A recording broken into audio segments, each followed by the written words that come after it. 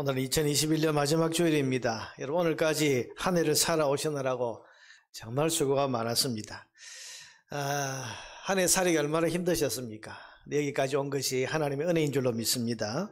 어느 영화 대사에서 보니까 강한 자가 살아남는 것이 아니라 살아남은 자가 강하다, 그런 말이 있습니다만은 코로나와 여러 가지 삶의 어려움이 있는 이때에 이 어려운 2021년을 살아낸 저와 여러분들은 강한 사람들이고 하나님의 은혜를 받은 사람들임이 분명합니다.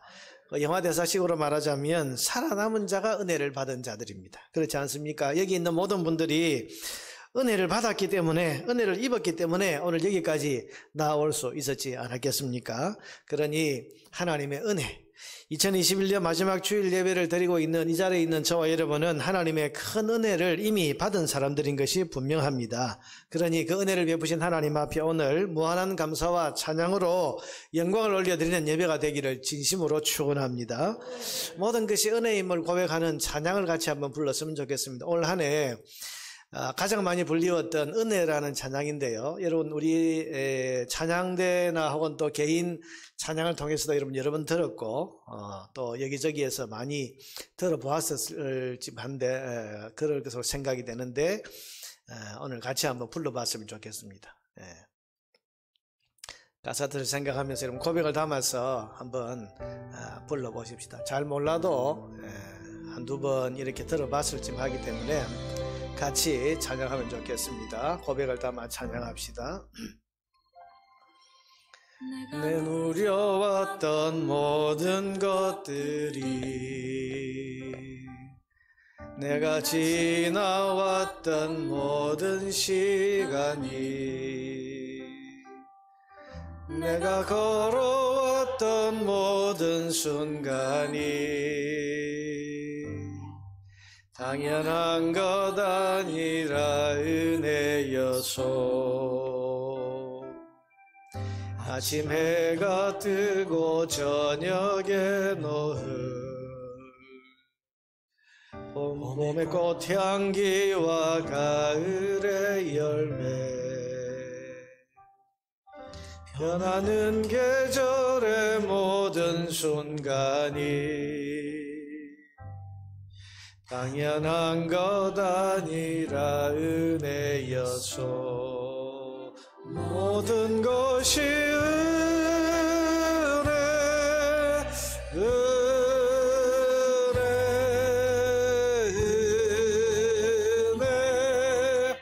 한없는 은혜, 내 삶에 당연한 것 하나도 없었던 것을 모든 것이 은혜여서 이 땅에 태어나 사는 것, 어린아이 시절과 지금까지 숨을 쉬며 살며 꿈을 꾸는 삶, 당연한 것 아니라 은혜여서 내가 하나님의 자녀로 살며 오늘 찬양하고 예배하는 삶, 복음을 전할 수 있는 축복이 당연한 것 아니라 은혜여서 모든 것이 은혜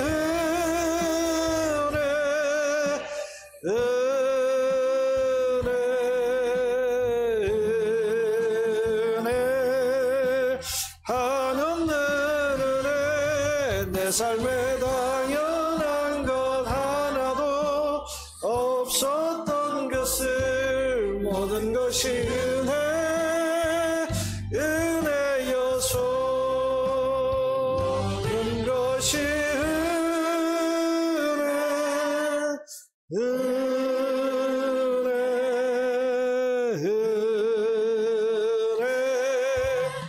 한없는 은혜, 내 삶에 당연한 건 하나도 것이 은혜여서 은혜여서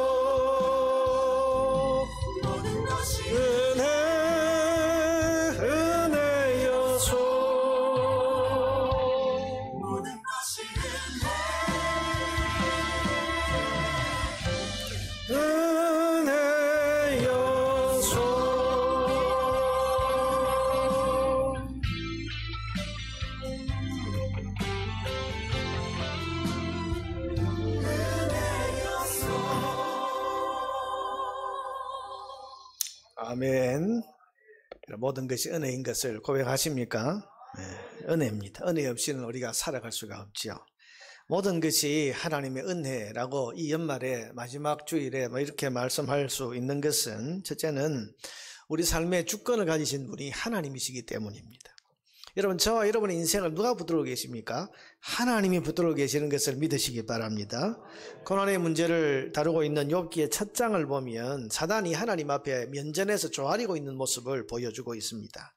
여러분, 사탄이라는 존재는 어떻게 하든지 욥을 그리고 우리를 고통을 주고 그렇게 해서 괴롭혀서 망하게 하려는 존재입니다. 그래서 욥의 집안에 재난을 일으키고 또 사고를 일으키고 큰 재앙을 당하게 합니다. 그런데 욥기 1장이 우리에게 보여주는 것은 그런 일을 행할 때마다 먼저 하나님 앞에 와서 그렇게 해도 괜찮겠습니까? 라고 허락을 구하는 장면이 나온다는 거예요.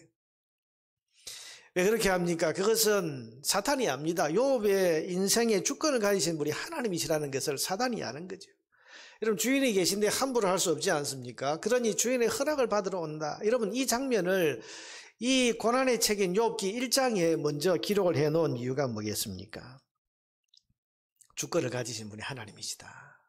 여러분, 욥의 인생, 욥의 삶의 주권을 가지신 분이 하나님이시기 때문에 사단은 거기를 건드릴 뿐이지 또 흔들어 놓으려고 할 뿐이지 절대로 주관하지 못한다는 것입니다.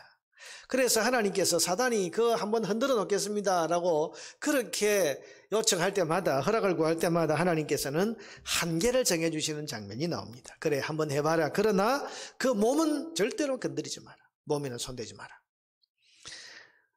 그 시험을 잘 견디고 믿음을 지키니까 그 다음에 또 와서 이제는 내가 그 몸을 한번 건드려 보겠습니다. 그랬더니 하나님 하시는 말씀이 또 한계를 정해 주십니다. 몸을 한번 건드려 봐라. 그러나 생명은 절대로 건드려서 안 된다. 생명 건드리지 마. 그렇게 한계를 정해 놓으십니다. 여러분, 저는 하나님께서 고난의 한계를 하나님이 정해 주셨다는 이 구절을 읽을 때 마음이 얼마나 감동이 되고 위로가 되는지 모릅니다. 사단이 우리를 아무리 괴롭힌다고 해도 하나님께서 한계를 정해 주신다. 그래서 여기까지는 된다. 그러나 여기까지는 안 된다. 여기서부터는 절대로 손 못 댄다. 여러분, 하나님이 이렇게 한계를 딱 정해 놓으신다. 무슨 뜻입니까? 우리가 감당할 수준까지만 허락을 하시는 겁니다. 우리가 고난을 당하지만 하나님은 한계를 정하시는 분이에요. 우리에게 유익하고 우리에게 교훈과 훈계를 주는 데까지는 허락하시지만은 그것을 넘어서서 우리가 망하고 우리가 주저앉아 버리는 데까지는 가지 않도록 하나님이 한계를 정해주시는 겁니다. 여러분, 이것이 우리에게 얼마나 큰 위로와 소망이 되는지 모릅니다. 우리의 고난이 아무리 심해도 아무리 힘들어도 하나님은 한계를 정해 놓으십니다. 그 이상은 넘어가지 못하도록, 우리가 감당을 못할 만큼은 넘어서지 못하도록 우리의 한계와 우리의 수준을 잘 아시는 하나님께서 한계를 정해 놓으십니다. 여러분, 그렇다면 해볼 만하지 않습니까? 고난이 와도 우리가 그 앞에서 불평하고 좌절하고 주저앉지 않아도 되지 않겠습니까? 한계를 정해 놓으셨으니 우리가 그 속에서 믿음 가지고 기도하면서 인내하면서 최선을 다해보면 여러분, 그 한계 안에서 우리가 그래도 이겨낼 수 있고 버텨낼 수 있지 않겠습니까? 세상이 아무리 우리를 흔들고 사단이 아무리 우리를 향해서 입을 벌리고 달려 들어온다고 해도 절대로 하나님이 정해 놓으신 한계를 뛰어넘을 수 없다는 사실을 여러분 기억하시기를 바랍니다.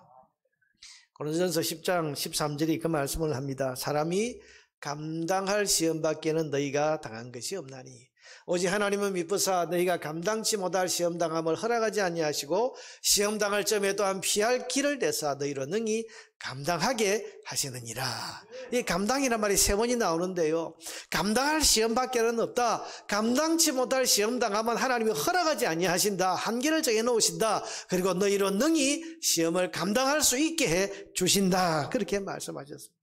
여러분, 이것을 믿었던 초대교회 성도들은 고난 속에서도 이런 자신감을 가지고 살았습니다. 고린도후서 4장 8절 이하에 보면 우리가 사방으로 우겨쌈을 당하지만 쌓이지 아니하고 답답한 일을 당하지만 낙심하지 아니하고, 여러분, 답답한 일을 만났는데 낙심하지 않습니다. 왜? 하나님이 감당 못할 시험 당함을 허락하지 아니하시는 것을 분명히 믿기 때문에 낙심할 이유가 없다는 겁니다. 박해를 받아도 버림받지 아니하며, 박해를 당하지만 이 박해 때문에 우리가 절대로 망하지 않는다는 것을 그들은 믿었습니다. 거꾸로 뜨림을 당하여도 망하지 아니하는 것을 그들이 믿었기 때문에 이 초대교회 성도들을 핍박을 하고 거꾸로 뜨리려고 다가오는 많은 시도들에 대해서 그들은 당당하게 담대함으로 맞설 수 있었던 겁니다. 그들은 하나님이 한계를 정해놓으셨다, 감당할 만한 시험만 허락하신다는 것을 그들은 분명히 믿었습니다.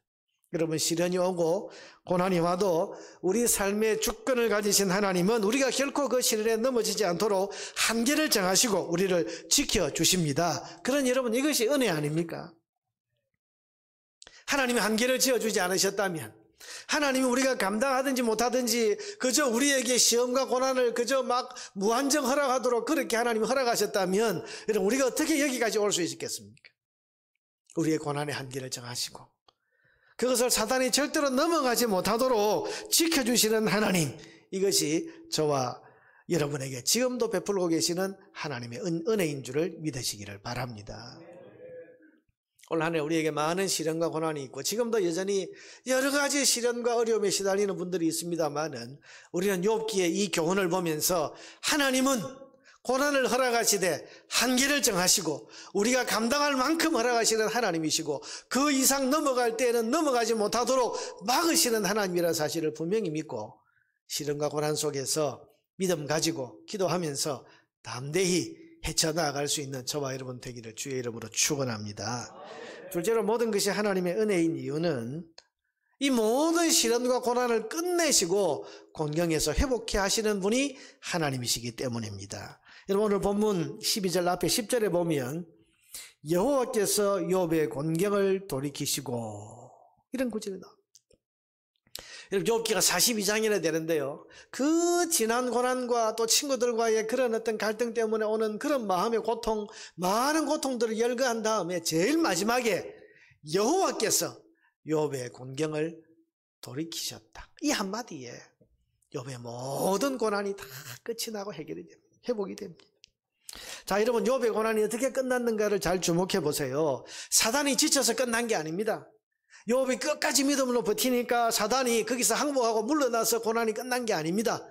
혹 우리는 그렇게 알고 있습니다만은 내용을 여러분 욥기를 자세히 읽어보면 아니요, 욥이 믿음 가지고 견뎌내려고 몸부림쳐봤지만은 그러나 욥도 한계를 가진 인간에 불과했습니다. 그래서 여러분, 욥기에 보면 욥이 약해서 넘어질 만한 그런 순간들이 굉장히 많이 있다는 것을 발견하게 됩니다. 욥은 예를 들면 자기가 태어난 것을 저주할 만큼 낙심했습니다. 욥기 3장 1절에 보니까 그 후에 욥이 입을 열어 자기 생일을 저주하니라. 여러분, 생일을 저주했다는 말이 뭘까요?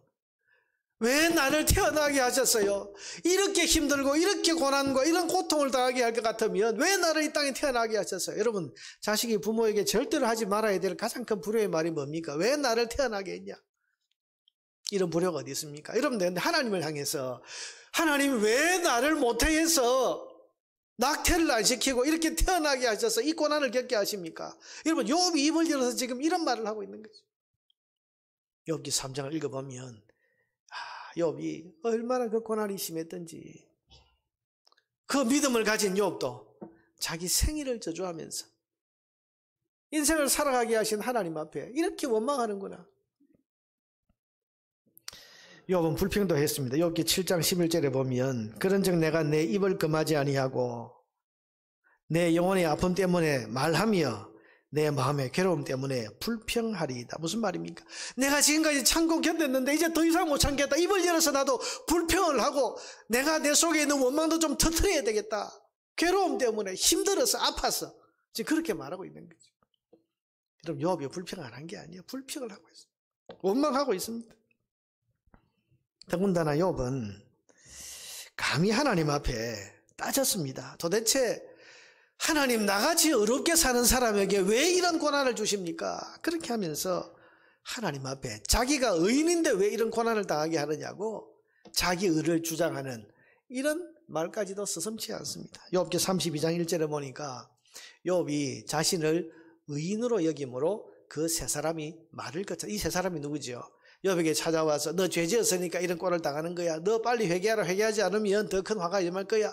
새 친구들이 와서 말로 자꾸 괴롭히는데 욥이 거기에 대해서 나는 그런 죄를 안 지어서 나는 이런 재앙을 당할 만큼 죄 지은 게 아니야. 이렇게 항변하다가 나중에 속에서 불이 나니까 뭐라고 그럽니까? 하나님 도대체 나같이 어렵게 사는 사람에게 왜 이런 재앙을 내리십니까? 나는 이런 선을 행했고 저런 선을 행했고 배고픈 사람에게 먹을 것도 갖다 주었고 어려운 사람이 있으면 내가 가서 도와주기도 했고 했는데 왜 내게 이런 재앙을 내리시는 겁니까? 하고 자기의 의로움을 하도 강변을 하니까 여러분 새 친구가 그 말을 듣고 입을 닫아버렸어요. 이 욥이 이렇게 교만할 수 있단 말이에요. 입을 다물어버렸어요. 여러분 욥의 고난이 끝나게 된 것이 절대로 욥이 그 고난을 끝낼 만큼 의로웠기 때문이 아닙니다. 사람은 고난을 끝내게 할 만한 의나 능력이 없습니다. 욥의 고난은 어떻게 끝이 났습니까? 그럼 그것은 하나님이 끝을 내시니까 끝난 거예요. 욥기 42장 10절에 있는 처럼 여호와께서 욥의 곤경을 돌이키셨다. 하나님이 끝을 내시는 거예요. 욥기를 읽어보면 참 극적이다 싶은 것이 여러분 욥기가 42장까지 있어요. 우리가 알고 있는 욥의 이야기만 생각하면 한 3장 정도에 끝났을 것 같은데 욥이 고난을 당했다. 근데 믿음 지켰다. 그때 하나님께서 그의 고난을 끝내고 복을 주셨다. 여러분 이런 이야기 같으면 3장 정도로 끝나지 않겠습니까? 그런데 42장이나 돼요. 긴 이야기입니다. 이 긴 이야기를 여러분 쭉 읽어 나가다 보면요. 참 극적이다 싶은 순간이 나오는데 그게 욥기 38장이에요.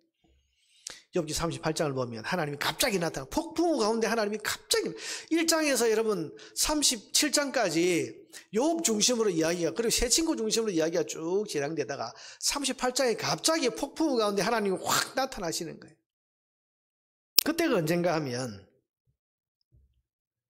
욥이 이제 한계를 느끼고 입으로 범죄하기 시작하려고 할 그때 하나님께서 딱 나타나십니다. 여러분 욥의 믿음이 극에 달해서 하나님이 감동하셔서 고난을 끝내신 것이 아니고 욥의 인내, 욥의 지금까지 지켜오던 믿음이 이제 한계에 달해서 이제 그 선을 막 넘으려고 할 그때에 갑자기 하나님이 나타나셔서 욥에게 폭풍우 가운데서 질문을 막 쏟아내시면서 욥의 입을 딱 닫으시고 고난을 끝내주십니다.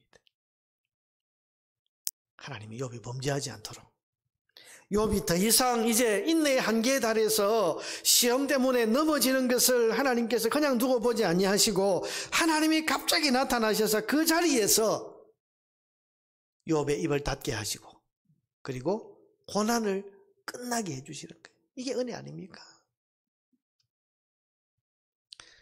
주기철 목사님이 평양 감옥에서 그 일본의 일본 제국주의의 그 심한 고문을 당하면서 견디다 못해서 마지막에 기도하신 게 이런 내용이라고 그러죠.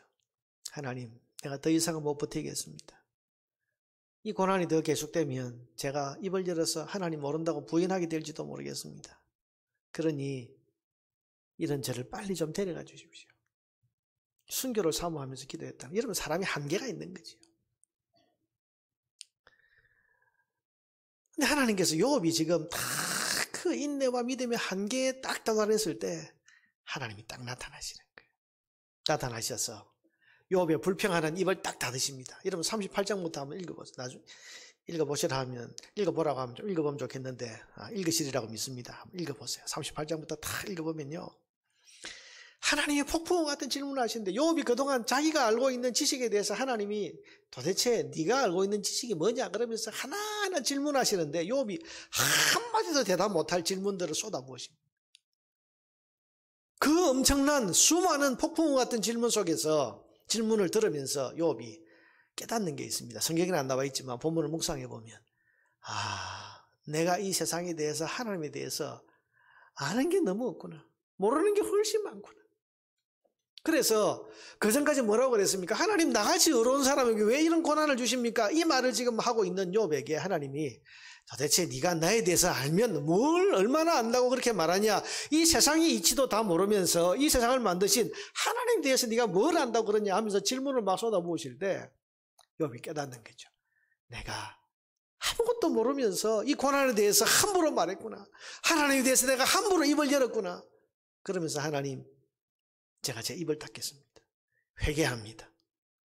입을 딱 닫게 하시고 그 다음에 욥이 입을 닫으니까 하나님이 그 다음에 모든 곤경에서 그를 돌이키셨다. 고난을 끝내셨다. 여러분, 이게 은혜죠. 시험과 고난은 우리의 의지와 우리의 노력으로 끝내지는 것이 아니라 주권을 가지신 하나님이 끝을 내야 끝이 나는 줄을 믿으시기 바랍니다. 사람 한계가 있습니다. 우리의 믿음도 한계가 있고요. 인내도 한계가 있고 사랑에도 한계가 있습니다. 그러니 우리에게 다가오는 여러 가지 시험과 고난을 내 믿음으로, 내 능력으로, 내 어떤 수고로 이겨내겠다고 하는 것은 여러분, 이건 교만이에요. 우리는 한계를 가진 사람들입니다. 우리는 시험과 고난 앞에서 겸손해져야 됩니다. 하나님, 저는 이 시험과 고난을 다 이길 만한 사람이 못 됩니다. 약합니다. 그러니 이 고난을 끝내실 수 있는 주권을 가지신 하나님께서 저를 다스려 주십시오. 이 고난을 하나님 끝내주십시오. 하나님의 은혜를 구하는 겸손한 심령으로 하나님을 바라보아야 하는 것입니다. 여러분, 지금 코로나 팬데믹이 전 세계를 2년째 휘몰아치고 있습니다만은 이것을 끝내실 분은 오직 하나님이십니다. 백신이 끝내는 게 아니고요. 치료제가 끝내는 것이 아니고요. 어떤 정부가 자랑하는 K방역이 끝내는 것이 아니고요. 하나님이 끝내셔야 끝나는 겁니다. 그러니 지금 우리가 구해야 할 것은 오직 하나님의 은혜인 줄로 믿습니다. 우리의 무능함과 우리의 연약함을 고백하면서 주권을 가지신 하나님께서 끝내주시도록 하나님의 은혜를 구해야 하는 것입니다. 여러분, 우리가 지나온 고난도 사실은 하나님의 은혜로 다 끝난 것 아닙니까? 여러분, 지나온 삶의 여정들을 한번 돌아보세요. 우리의 삶을 힘들게 하고 고통스럽게 하고 우리를 그렇게 힘들게 만들었던 그런 고난과 고통과 시험들이 어떻게 끝이 났습니까? 여러분의 수고와 여러분의 노력과 여러분의 능력으로 끝이 났습니까? 아닙니다. 하나님의 은혜로 끝난 것 아닙니까? 하나님이 끝내셔서 우리가 그 고난을 통과한 것입니다. 그러니 내가 한 것이 아니라 하나님이셨습니다. 은혜를 입은 것입니다. 그러므로 모든 고난과 어려움을 끝내는 주권이 하나님께 있음을 인정하고 하나님 앞에 겸손히 엎드려 하나님의 은혜를 구하는 저와 여러분 되기를 바랍니다. 아직까지 끝나지 않은 고난, 아직까지 내가 헤어나지 못하는 그런 고통 속에 여러분 지금 들어있다면 여러분, 이 고난을 끝내실 분, 여호와께서 욥의 모든 공경을 돌이키셨다고 하는 이 말씀을 붙들고 하나님이여 욥을 공경해서 돌이키신 것처럼 저의 모든 삶도 회복시켜 주시고 이 고난의 자리, 이 고난의 폭풍이 지나가게 해주시고 하나님, 이 불같은 시험이 끝나도록 하나님 역사해 주시옵소서. 그렇게 하나님의 은혜를 구하면서 기도할 수 있는 저와 여러분 되기를 바랍니다. 셋째로 우리는 주권을 가지신 하나님께서 처음보다 더 복을 주실 수 있는 분이라는 사실을 분명히 믿어야 됩니다. 오늘 본문 12절의 내용, 여호와께서 욥의 말년에 욥에게 처음보다 더 복을 주시니. 여러분, 저는 욥기의 마지막이 이렇게 끝난다는 게 너무너무 좋아요. 지난 고난을 겪었지만은 하나님은 욥에게 처음보다, 욥기 1장에 나오는 그 욥보다 더 복을 주셨다. 여러분, 이게 우리 하나님의 본심이 아니겠습니까? 여러분, 지금 1장에서부터 고난을 허용하시고 욥이 그렇게 소리쳐도 하나님께서 때로는 침묵하시고 욥이 그렇게 불평하고 원망을 하는데도 하나님께서 거기에 대해서 응답하지 않으시다가 이제 38장에 나타나셔서 욥의 고난을 끝내시고는 그 다음 하신 게 뭡니까? 처음보다 더 복을 주셨다. 이게 하나님의 본심인 거예요. 왜 고난을 당하게 하셨냐? 처음보다 더 복을 주시는 이 지점까지 이끌고 오기 위해서입니다. 왜 욥이 어려운 삶을 사는데도 불구하고 그런 시련을 겪도록 하나님께서 내버려 두셨을까? 하나님께서 그에게 처음보다 더 복을 주시려고 하는 여기까지 인도하시기 위해서 하나님께서 그 모든 것을 그동안 허용해 주신 것을 성경은 기록하고 있는 것입니다. 여러분, 이것이 하나님의 본심이에요. 하나님은 자기 백성을 사랑하십니다. 그래서 항상 좋은 걸 주려 하시고 더 좋은 걸 주고 싶어 합니다. 그러니 성도는 이런 하나님의 본심을 믿어야 하는 것입니다. 예레미야 애가 3장 33절에 보면 하나님의 본심이 나옵니다. 다 같이 한번 읽어볼까요? 주께서 인생으로 고생하게 하시며 근심하게 하심은 본심이 아니시로다. 우리가 시험을 당하고 고난을 당하고 여러 가지 어려운 일들을 당할 때 분명히 붙들어야 할 말씀이 이것입니다. 이게 하나님의 본심이 아니시다. 너 한번 고난 당해봐라. 너 한번 시련 겪어봐라. 너 그 불같은 시험 한번 통과해봐라. 그럼 내가 복을 주마. 이러면 하나님이 그런 마음으로 하시는 게 아니고요. 본심이 아니에요. 본심. 하나님 본심이 뭡니까? 예레미야서 29장 11절에 보니까 여호와의 말씀이니라. 같이 읽어봅시다. 여호와의 말씀이니라. 너희를 향한 나의 생각을 내가 아나니 평안이요 재앙이 아니니라. 너희에게 미래와 희망을 주는 것이니라. 아멘. 이게 하나님의 본심이란 말이에요. 재앙을 주는 것이 하나님의 본심이 아니고 그 재앙을 넘어서는 평안을 주는 것이 하나님의 본심이고, 우리에게 그 고난을 통과한 이후에 미래와 희망을 주시는 것이 우리 하나님의 본심이라고 지금 성경은 우리에게 가르쳐주고 있는 것입니다. 이런 하나님의 본심을 믿을 수 있는 저와 여러분 되기를 바랍니다. 올 한 해 왜 우리에게 이런 고난이 닥쳐왔습니까? 처음보다 더 복을 주시려는 하나님의 이 본심 때문입니다.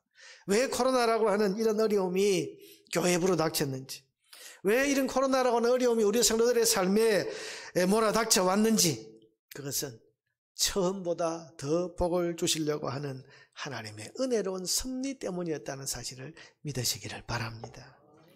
우리는 반드시 처음보다 더 복을 주시는 하나님의 은혜를 만나게 될 것입니다. 이제 한 해를 마감하는 이 연말 마지막 주일에 우리는 이 하나님의 본심을 믿음으로 붙들고 나아갈 수 있어야 되겠습니다. 여러분, 하나님의 이 본심을 믿으시기를 바랍니다. 하나님은 처음보다 더 복을 주시려는 것이 하나님의 본심입니다.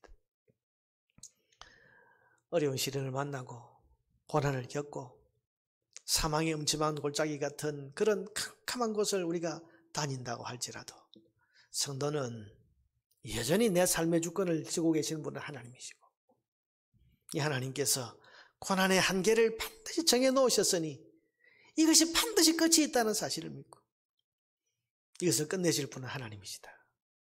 이 믿음으로 하나님께 기도해야 됩니다.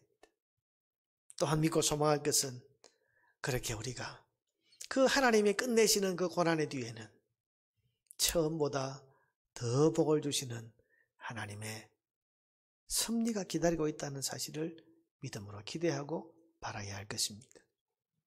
포스트 코로나 이후를 사람들이 염려하고 걱정합니다. 교회 미래에 대해서 암울하게 그렇게 말하는 사람들도 많습니다.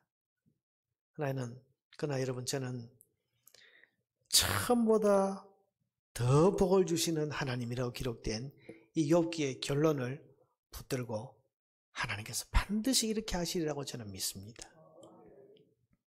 여러분의 삶에도 하나님은 고난을 허락하실 때에는, 욥과 같은 이런 진한 시련의 이런 터널을 통과하게 하실 때에는 처음보다 더 복을 주시려고 하는 하나님의 큰 은혜의 섭리가 그 속에 담겨 있기 때문이라는 사실을 분명히 믿으시기를 바랍니다.